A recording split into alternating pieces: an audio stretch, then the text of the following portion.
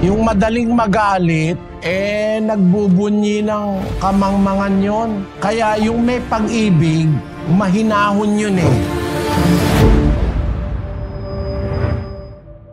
Yung kahinahunan, isang virtue yun eh.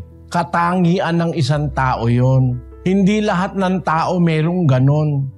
Kaya nga ang Kristiyano, dapat na yung virtue na yon ma-acquire natin. Maraming mga virtues na itinuturo ang Biblia, gaya ng pag-ibig. Sa loob ng pag-ibig, maraming virtues na nakapaloob.